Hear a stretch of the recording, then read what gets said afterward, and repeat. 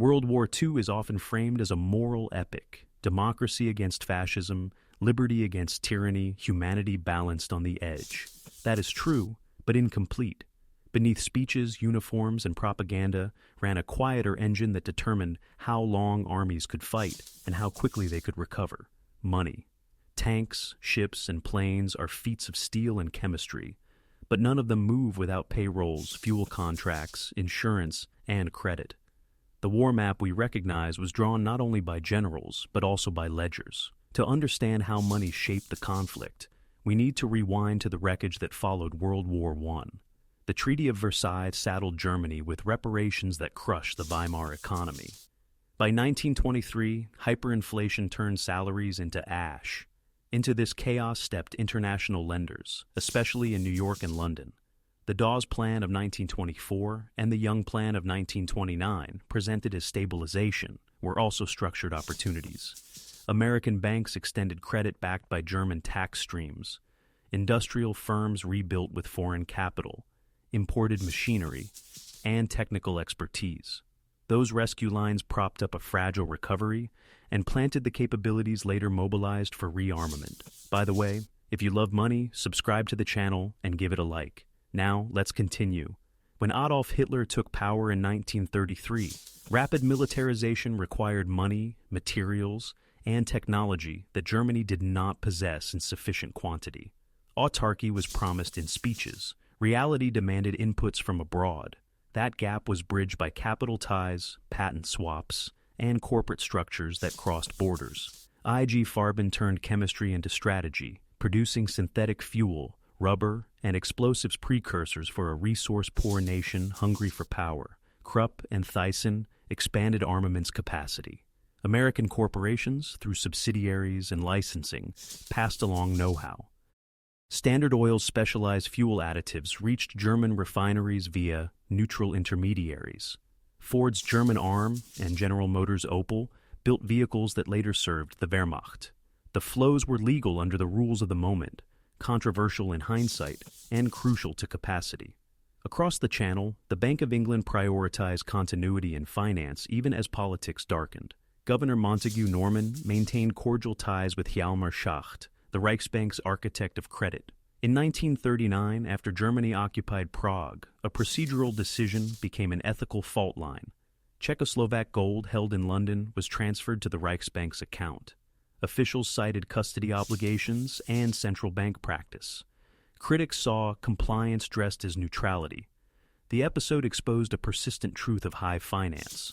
Rules designed to keep markets predictable can carry moral costs in moments of aggression. In the United States, entanglements continued under a shifting political sky.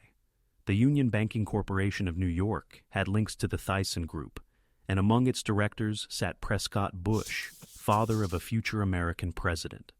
In 1942, after the global conflict had fully erupted, the U.S. government seized UBC's assets under the Trading with the Enemy Act. The seizure did not erase earlier profits. It drew a boundary under years of dealings that the war rendered intolerable. The point is not that bankers plotted the conflict. It is that the wiring of global finance allowed value to travel in ways few voters saw and many executives understood. Once the guns began in 1939, intermediaries became essential. Switzerland offered convertibility and secrecy. Spain and Portugal offered wolfram and ports. Sweden supplied iron ore and precision bearings. Turkey provided chromite. Above those nodes sat the Bank for International Settlements, BIS, in Basel, created in 1930 to manage reparations and foster central bank cooperation. The BIS stayed open throughout the war. Around its table sat representatives of countries trying to sink each other's ships. They met because settlements still needed to be netted, blocked accounts discussed, and technical problems solved. Critics later argued that by handling German transfers, including looted gold, the bank shielded the Reich's financial survival. Defenders countered that keeping the circuitry alive eased post-war reconstruction. Both statements can be true, and both reveal who was positioned to benefit. Funding both sides rarely meant a single banker writing two checks. It looked like layered corporate charts, subsidiaries with local boards, and patent pools that blurred accountability. IBM's German affiliate, Dehomag, provided punch card systems that powered census work, rationing, logistics, and persecution. Headquarters in the United States claimed that foreign units were autonomous. Contracts and profits continued to flow. The legal case and the moral case diverged, as they often do in global commerce. Commodities added more channels for gain. Gold humanities emergency language moved from vault to vault as governments hedged currency shocks and elites insured their wealth. Shipping bottlenecks created arbitrage.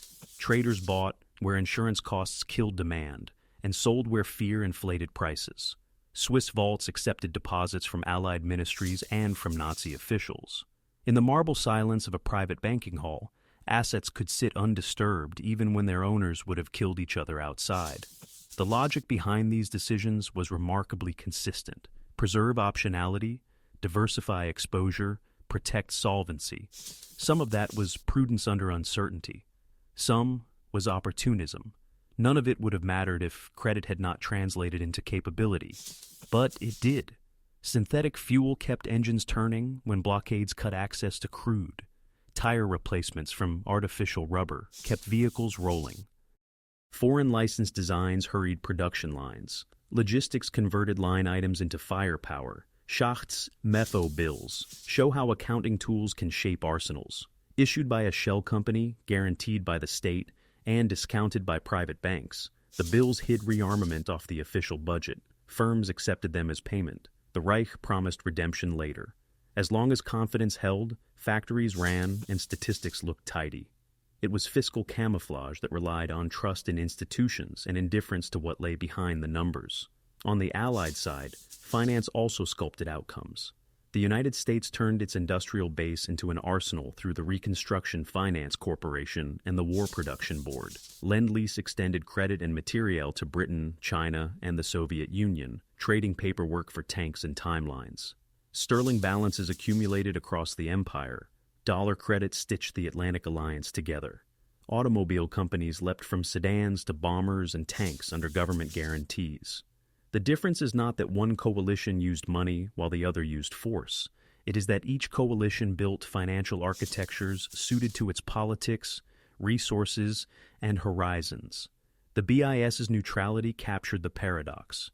Even as controversies accumulated over looted gold and German settlements, the bank continued to host conversations that, in a narrow sense, kept the world's payment system functional. Its minutes recorded calm exchanges between men whose navies traded torpedoes the same week.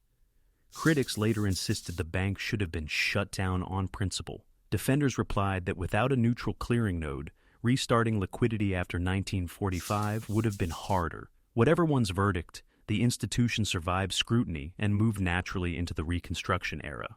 Corporate structures amplified ambiguity. Multinationals leaned on local incorporation, nominee directors, and patent pools to keep production going. When headquarters pointed to legal separateness, regulators faced a bitter choice: close a local employer in the name of principle, or tolerate transactions that produce taxes and jobs. Many tolerated them until declarations of war forced clarity. Even then, litigation over ownership and compensation stretched for years, and most disputes ended with pragmatic settlements rather than moral reckonings. Archival traces show the pattern in small decisions: banks accepting deposits from politically exposed clients, traders rolling over letters of credit for technical reasons, auditors noting exceptions, yet signing clean opinions because the rules permitted it.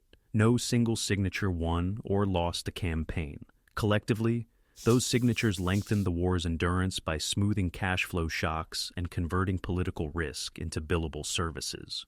When the guns fell silent in 1945, the calculus pivoted from secrecy to reconstruction.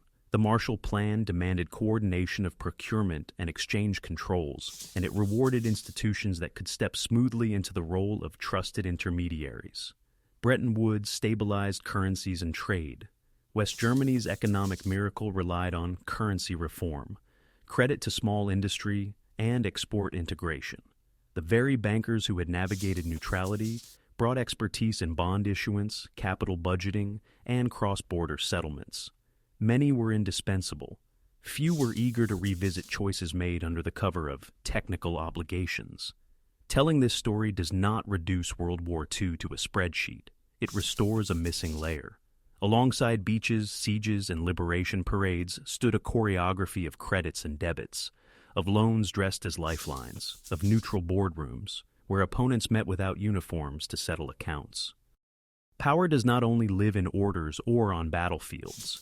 It also accumulates in signatures that keep factories running, fleets supplied, and currencies alive for another week. The uncomfortable conclusion is simple. The financial system rewards actors who keep doors open on multiple sides. In wartime, that posture looks like moral failure. In finance, it looks like risk management. Both descriptions can be true. If we want clarity, we must study transfers and settlements alongside speeches and strategies. We must trace how credit was created, guaranteed, routed, and repaid, how secrecy and neutrality monetized fear, how legal formalism allowed commerce to proceed while cities burned. What does that change? It does not deny heroism or guilt. It changes the angle of light. It explains why some institutions emerged larger than before, and why the end of war became a launchpad for a more integrated, more technocratic global financial order. The machine that let money cross front lines did not collapse in 1945. It refined itself. The lesson carries forward. When the world fractures, capital searches detours. Neutral hubs charge tolls. Mechanically, this means rerouted correspondent banking, alternative clearing, bilateral netting, barter, clearing unions, commodity for credit swaps, off-balance conduits, and collateral parked in bullion, shipping, or warehouse receipts. Sanctions trigger redesign, exporters shift to gray invoicing, shadow fleets, reflagging, ship-to-ship transfers. Importers prepay via escrow or use third-country banks. Central banks diversify reserves into gold held domestically. FX parked in friendly jurisdictions or swap lines with regional partners. Compliance arbitrage appears in captive insurers. Trade finance chains, LCs, forfeiting, factoring, and open account terms backed by export credit agencies. Secondary sanctions raise costs, yet market actors price them in and continue where risk-adjusted returns justify. The WWII pattern explains this. Legal form shelters flows, neutral nodes monetize friction, and state demands meet private balance sheets that require liquidity, convertibility, and enforceable claims. Read the statements, blocked account footnotes, negative pledges, step-in rights, cross-default clauses, to see how logistics becomes solvency and how solvency becomes endurance. World War II is both moral drama and monetary story. To see how wars actually run, track issuance, collateral, convertibility, and settlement. Map who creates credit, treasuries, central banks, state banks, who guarantees it, export credit agencies, wartime finance corporations, who transforms it, multinationals, traders, ship owners, and who nets it, clearing banks, neutral institutions. In the 1930s-40s, MIFO bills masked rearmament, BIS kept channels, Swiss custody absorbed enemy wealth, subsidiaries converted patents into output, synthetic fuel and rubber converted know-how into capability, and post-1945 architectures. Marshall Plan, Bretton Woods. Currency reform, repurpose those pipes for recovery instead of conquest. Apply that lens today. Reserve seizures alter hedging, swift cutoffs spawn alternatives, export controls push dual-use tech into covert procurement networks, and commodity choke points reward states with logistics leverage. Keep both frames in view flags and flows, because after gunfire stops, claims, liens, and clearing rights decide who rebuilds first, on whose terms, and with whose money. If you made it this far, drop a plus in the comments, your badge for finishing the deep dive. And if you haven't already, subscribe for more long-form stories where money, history, and power collide. Curious about earlier empires of capital? Check out our others video.